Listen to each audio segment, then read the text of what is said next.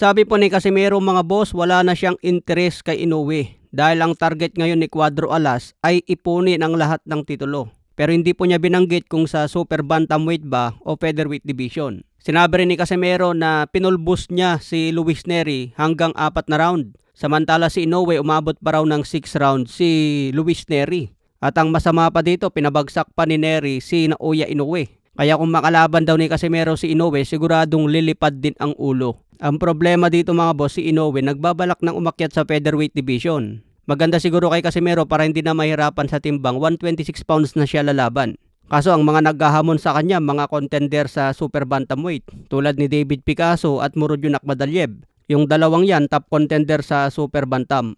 Itong si Inoue baka sa susunod na taon aakyat na ito ng featherweight division. Kaya maganda siguro para kay Cuadro Alas, maging top contender na lang dito sa featherweight hanggang mapalaban sa champion. Kapag naging mandatory challenger naman si Casimero, wala nang ibang pupuntahan yan kundi lumaban sa champion. Maraming fans nga po ang nagko-comment na sana mapansin daw ni kamahalang Turkey si Cuadro Alas para daw maikasa ang laban niya kay The Monster Inoue. Sa tingin niyo mga boss, maglalaan kaya ng oras si kamahalang Turkey kay Cuadro Alas? Pero tingin ko sa kalidad ni Casimero, maganda rin sana mga boss kung masubukan. Kaya nga kailangan ni Casimero ngayon World Championship fight mga boss para mas lalong mapansin. Samantala Kenneth Lover nagbabalak ng umakyat sa 122 pounds super bantamweight division. Matapos matikman ang unang talo sa 118 pounds bantamweight, nagbabalak na siyang umakyat sa 122 super bantam.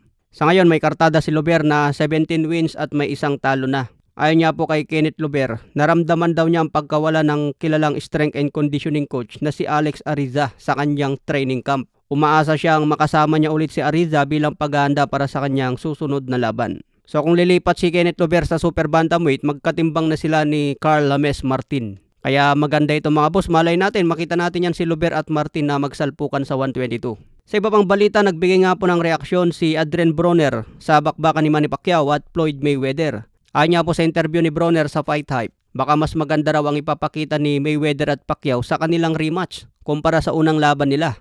Kahit matanda na raw si Floyd Mayweather, nandun pa rin yung galawan niya at tatalunin pa rin daw niya si Manny Pacquiao. Sabi nga niya mga boss, he gonna fuck him up.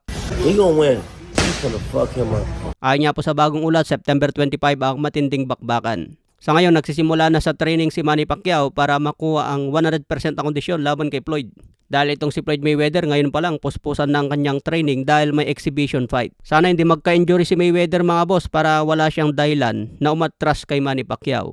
Sa iba pang balita, Ryan Garcia nasa Japan na po ngayon at binabalak niyang mag-livestream kapag nagkita na sila ni The Monster Inoue. Plano nga po ni Ryan Garcia magsama sila ni Inoue sa isang training camp at i-live nila ang kanilang training.